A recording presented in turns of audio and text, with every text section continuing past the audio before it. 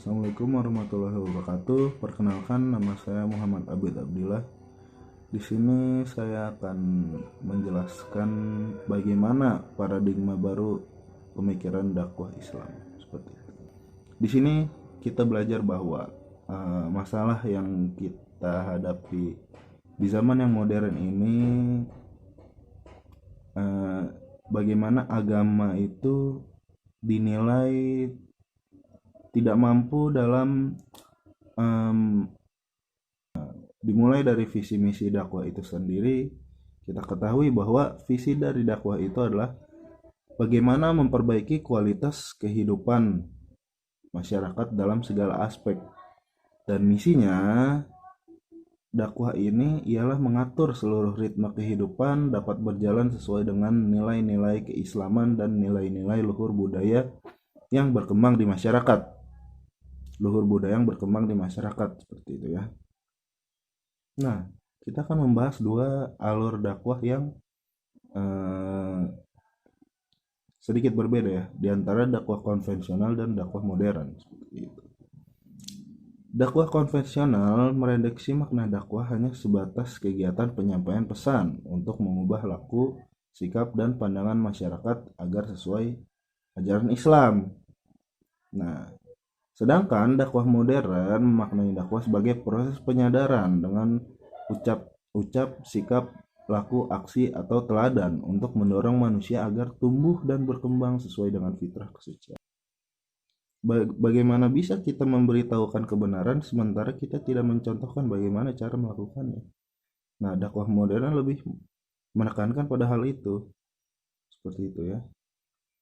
Agar manusia kembali kepada fitrah kesuciannya. Berarti kita ketahui bahwa seluruh manusia sebenarnya pada dasarnya adalah orang yang baik. Tetapi mereka berubah seiring dengan proses kehidupan dan jalan hidup yang mereka pilih. Dan agama adalah hal yang akan mengembalikan mereka kepada kebaikan manusia itu sendiri. Dalam hal-hal tersebut mungkin kita menemukan hambatan-hambatan ya, seperti yang pertama adalah kecenderungan untuk perubahan sosial budaya masyarakat yang kurang menguntungkan bagi terwujudnya visi dan misi. Lalu juga banyak pemahaman seperti individualisme, rasionalisme, materialisme, sekularisme, dan nativisme. Nah, ini yang menciptakan keseimbangan dari kehidupan masyarakat itu terganggu. Seperti individualisme bisa kita ketahui bagaimana manusia hanya mementingkan diri sendiri. Itu sangat bertolak belakang dengan ajaran Islam yang dimana kita harus saling membantu, saling menyebarkan kebaikan untuk sesama. Bagaimana kita bisa saling membantu kalau kita mementingkan diri sendiri? Lalu ada rasionalisme. Pemahaman ini juga membuat manusia itu hanya menggunakan akalnya. Padahal ada beberapa hal di dunia yang sebenarnya kita tidak perlu memikirkannya secara rasional, karena terkadang sesuatu hanya terjadi saja gitu. Seperti itu. Itulah bagaimana kuasa Tuhan. Ketika kita terlalu rasional, maka kita seperti meniadakan Tuhan itu sendiri. Padahal sebagaimana mestinya bahwa seharusnya Tuhan itu sesuatu yang rasional, tetapi rasionalisme inilah yang tidak merasionalkan Tuhan, seperti itu. Nah, dan juga ada materialisme. Materialisme ini sangat menghambat bagaimana ketika harta, benda, dan uang itu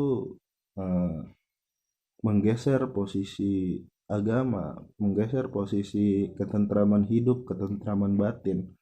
Karena materialisme ini membuat manusia sangat mementingkan harta, tidak mementingkan padahal banyak hal-hal yang lebih penting dari harta, seperti itu ya.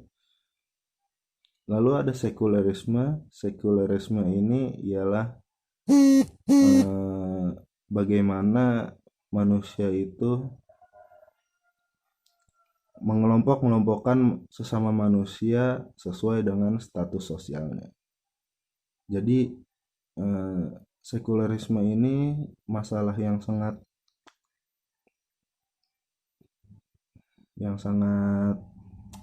berbahaya ya. Bagaimana manusia itu menghilangkan kemanusiaannya mereka sendiri dengan mengelompok-melompokkan mereka sesuai dengan status sosialnya seperti itu.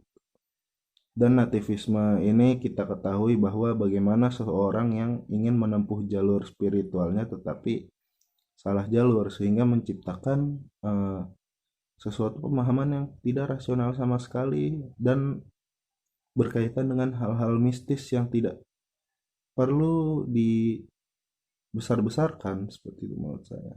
Karena memang hal mistis ya seharusnya menjadi suatu mistis saja, tidak perlu dibesar-besarkan. Ini yang menghambat berbagai uh, jalur dakwah karena sebagaimana kita ketahui bahwa dakwah itu menggiring manusia kepada arah ya kembali kepada fitrahnya. Jika hal-hal tersebut menciptakan manusia yang terlalu terpaku pada hal-hal kecil sehingga menciptakan manusia yang melupakan hal-hal besar seperti itu. Karena pemahaman-pemahaman tersebut sebenarnya hanya pemahaman yang membuat manusia hanya berfokus pada hal-hal kecil saja seperti itu. Nah, dan juga hambatan yang paling urgen kita ketahui di sini adalah bagaimana para dai yang diberikan status sosial semakin memudarkan makna dan tujuan dakwah. Yang dimaksud status sosial ini kita ketahui bagaimana dai yang menjadi artis, menjadi public figure, sehingga eksistensi dari keikhlasan dan